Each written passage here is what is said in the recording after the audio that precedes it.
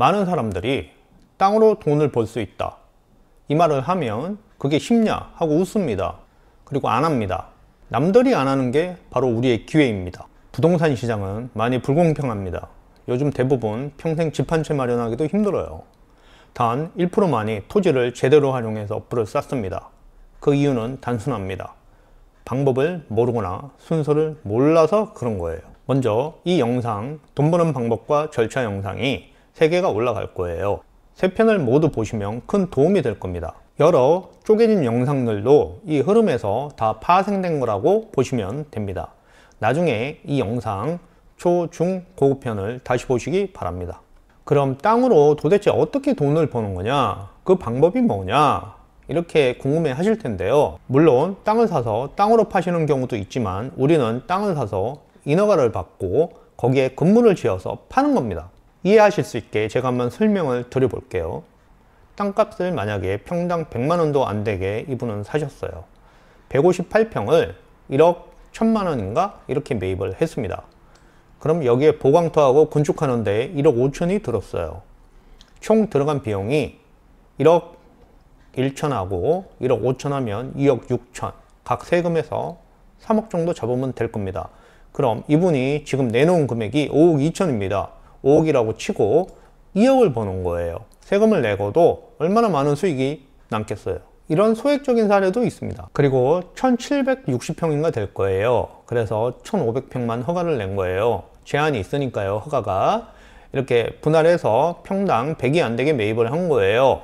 각 500평씩 150평 3동을 짓는 거예요. 총 50억에 매매하는 겁니다. 그럼 이게 단가가 땅이 한 15억에 그리고 건물 짓는데 450평 건물 짓는데 한 13억 정도 들었어요. 총 28억 들었어요. 30억을 잡고 그럼 수익이 20억이 나는 거예요. 개발부담금 내고 세금 내고 한다 그래도 15억 이상은 무조건 남는 거예요. 그럼 만약에 이게 1년에 한 건씩 한다 그러면은 15억씩 10년이면 150억이에요. 아주 간단해요. 이거 왜 안 해요? 서울 가서 아파트 사실 거예요? 이런 단순한 논리를 건축업자들만 하냐? 아닙니다. 개인들도 합니다. 가능합니다. 그럼 1500평, 3000평 이렇게 크지 않냐? 그러면 분할해서 들어가면 되는 겁니다. 그냥 500평짜리 한 3개 정도라고 보시면 돼요. 그러면 규모에 따른 규제는 있는데 맞춰서 하는 겁니다. 이게 팩트입니다. 이분들 지금 얼마나 많은 돈을 벌고 또 얼마나 더 큰 땅을 보러 다니겠어요. 우리도 할 수 있습니다. 그럼 이 절차, 돈을 만들어내는 이 과정을 한번 볼게요. 일단 땅을 사야 됩니다. 그러면 시장 조사를 해봐야죠. 이럴 수 있습니다. 요즘 공장 나가나요? 전부 임대 매매 전부 안 되지 않나요? 맞아요. 좀 늦게 나가는 편입니다. 그러나 누군가는 그에 맞는 주인이 다 있게 마련입니다. 그 팔리는 시기가 문제인데 다 팔린다고 보시면 됩니다. 마진을 줄이면 되는데요. 너무 비싸게 땅을 매입했기 때문에 예전에 싸게 싼 땅을 개발해서 파는 땅과 비싸게 사서 건물을 져서 파는 땅 중에 누가 더 경쟁력이 있겠어요? 싸게 사신 분이 이기는 거죠. 부동산 밸류 앱이나 땅야 이런 사이트를 이용해서 실거래를 보시는데 너무 믿으면 안 됩니다.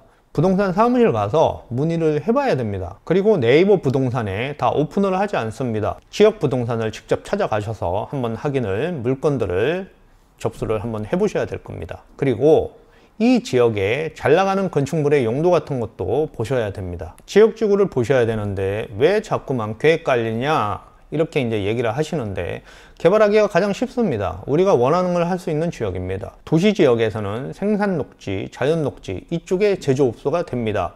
일반인들이 알고 있는 공장이 되는 겁니다. 관리 지역에서는 계획관리 지역과 생산관리 지역 일부 이렇게 보셔야 되는데요. 생산관리 지역에서는 되는 게 있고 안 되는 게 있습니다. 그냥 소매점, 즉 창구 개념으로 가시는 게 맞습니다. 계획관리 지역이 제조업, 즉 공장이 된다고 보시면 됩니다. 공장과 창고 중에 어느 걸 많이 찾고 매매가 잘 되냐 하면 공장은 창고로도 쓸 수 있잖아요. 그러니까 공장이 훨씬 활용도가 많은 거예요. 공장을 창고로 쓴다고 누가 뭐라 합니까?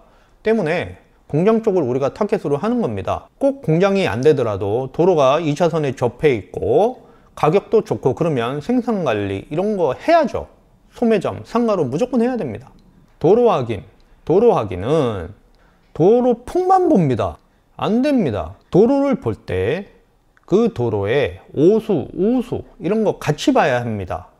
여기 보시면 오수, 우수 이런 게 있어요. 맨을 보시면 현장에 가시면 다 박혀 있습니다. 사유지에 들어가 있는지 꼭 확인을 하셔야 됩니다. 만약 사유지에 있다면 사용승낙서가 꼭 문제가 됩니다. 일단 기본적으로 4m 이상은 확보를 해야 좀 허가에 자유롭습니다.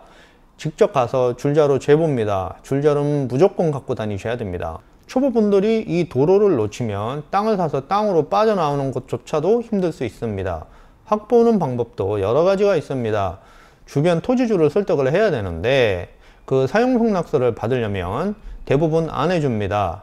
혼자 가셔서 그 주변을 다 흔드시면 굉장히 복잡한 일이 생기고 엄청난 대가를 지불해야 된다는 것을 꼭 아셔야 됩니다. 토목과 지형을 확인을 하셔야 되는데요. 경사나 절개지, 임야 같은 경우 3분의 1에서 많게는 잘못 사시면 3분의 2가 다 날아갑니다. 정말 중요한데요. 그거 개발해서 파실 때 사시는 분은 그거 인정 안 합니다. 번면 매매 가격에서 다 마이너스 처리됩니다. 주변 환경을 한번 보셔야 되는데요. 축사, 소극장, 송전탑 이런 혐오시설 이런 게 있으면 나중에 매각이 좀 어렵습니다. 진짜 잘 안 팔립니다. 용도가 일반 공장이나 이런 거 신경 안 쓰시는 분들이 있습니다.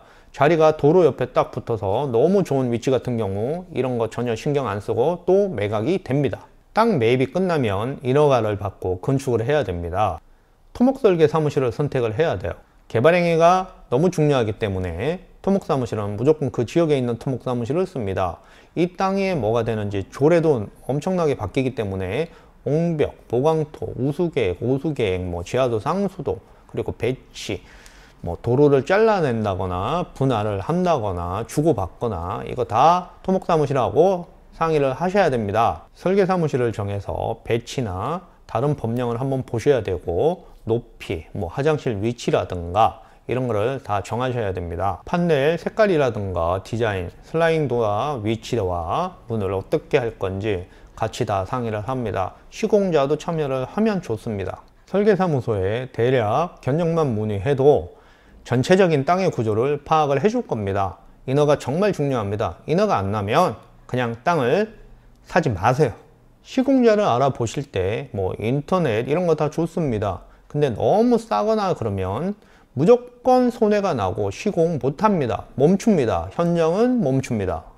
한 3군데 정도 견적을 알아보시고 선정을 하시면 될 것 같아요. 그리고 어디까지 해줄 건지 경계 헨스 60평 두동 질 때 중간을 이어서 증축할 때 그것까지 포함을 할 건지 아니면 가설로 할 건지, 그리고 준공 후에 또 추가로 도로 포장 있을 수 있습니다.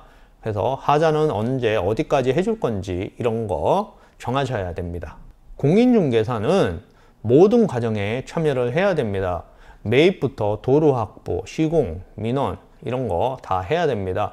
계약만 하고 끝이라는 중개사는 그냥 하지 마세요. 버리세요. 절대로 그렇게 하면 안 됩니다. 자기 일처럼 하시는 분들 많습니다. 그분들이랑 하시면 됩니다. 중개사 사무실에 들려보면 아실 수 있을 거예요. 그 분위기라든가 그분의 말씀하시는 거 보면 좀 충실하신 분들하고 계속 관계를 이어나가면 될 것 같습니다. 땅 사실 때 이런 분들 다 티가 납니다. 비용은 농지전용 부담금이나 개발 부담금, 취득록세 이런 비용이 꽤 듭니다. 미리 비용은 따로 설계를 한번 해 봐야 됩니다. 이 민원은 어디에서 발생될지 모릅니다. 인접 토지주 민원도 있을 수 있고 소음, 먼지 향이 이런 거 100% 거의 발생될 가능성이 큽니다. 감정 싸움 되기 전에 미리 조율을 하셔야 되는데 어느 정도 손해를 보더라도 양보를 하시는 게 좋을 겁니다.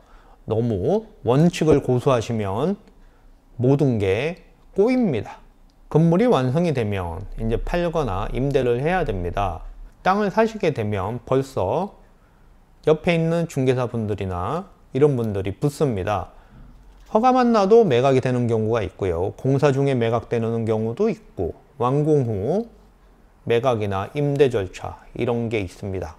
상황에 따라 금액도 좀 달라집니다.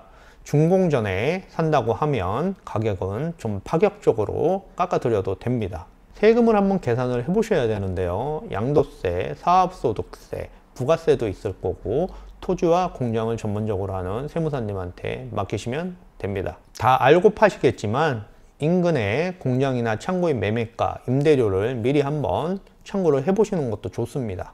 중개사를 통해서 매각을 준비하시게 될 건데요. 미리 도면이라든가 이런 걸 준비해서 중개사한테 전달하면 좋습니다.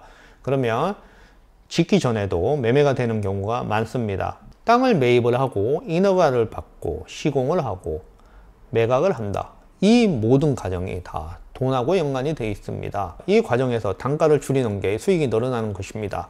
또한 너무 무리하게 줄이게 되면 감당할 수 없는 하자들, 민원들이 발생할 수 있습니다. 그거는 되돌릴 수 없는 더 큰 손실이 발생하게 됩니다. 적당한 선을 지키고 양보할 줄도 아셔야 됩니다. 이 돈 버는 과정들, 이 전체적인 구조는 모두 전문가들과 함께 하셔야 됩니다. 건축, 토목 설계사, 공인중개사, 세무사님 이렇게 다들 전문가들과 함께 하셔야 그 손실을 다 막을 수가 있습니다. 위험을 엄청나게 줄일 수 있기 때문에 땅을 사실 때부터 이 전문가들과 함께 하시길 바랍니다. 꼭 부탁드립니다. 그리고 설명란이나 고정 댓글에 체크리스트를 남겨 놓을 테니까 꼭 받아가시기 바랍니다. 감사합니다.